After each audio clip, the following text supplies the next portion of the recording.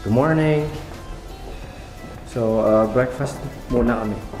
Then, mamaya, plano is pupunta ng strawberry fields. And, sa Bell Church. And also, Old Diplomat Hotel.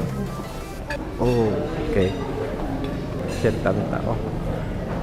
Actually, today is part of a long weekend since walang pasok sa Monday. I guess nagdatingan yung mga tao kahapon Saturday and we arrived on Friday. So we had time yung Saturday morning para makapag-vlog and do the footages or filming sa breakfast. Kasi ngayon, sobrang dami talaga ng tao and medyo maraming background noise. Make sure na maka-reserve kayo ahead of time para hindi kayo maubusan ng rooms.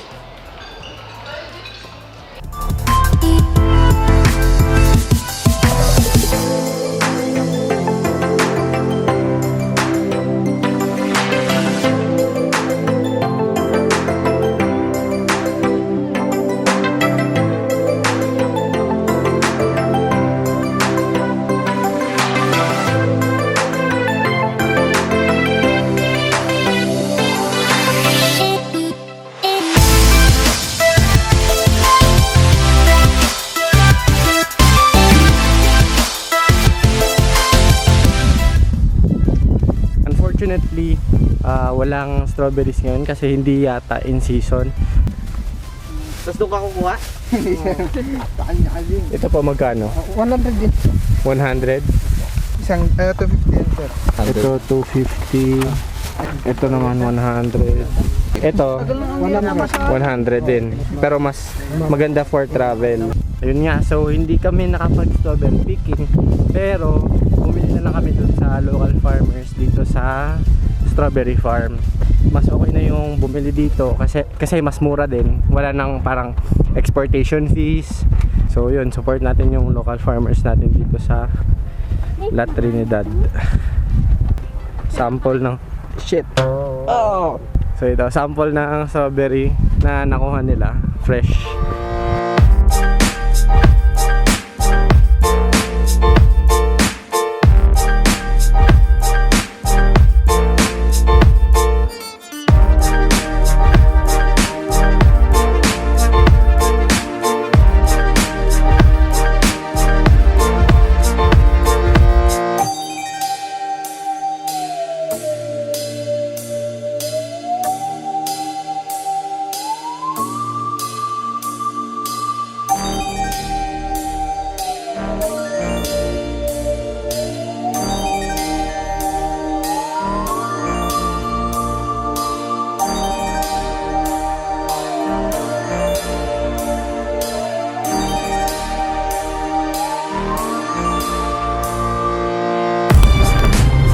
Okay, so apparently dalawa pala yung bell churches dito sa sa Baguio. Not actually in Baguio, pero one is located in Baguio, the other one is located in La Trinidad.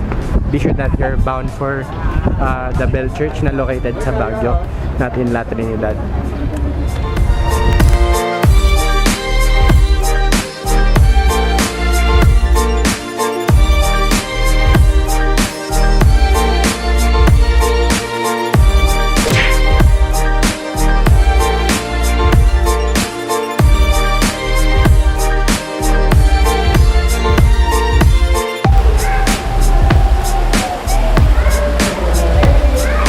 Siguro it's not as creepy as it claims to be.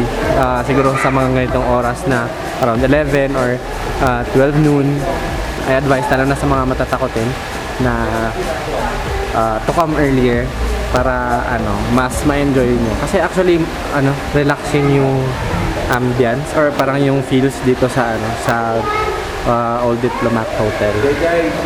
Sana lang wala akong makapture ng mga something.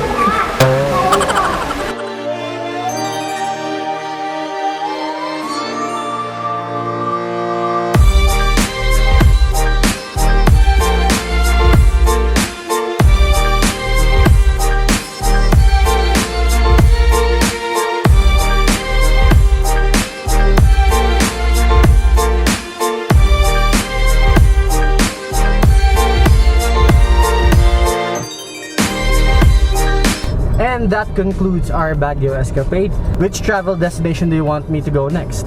Leave a comment below. If you like this video, hit like and don't forget to subscribe. Thanks. See you on the next vlog.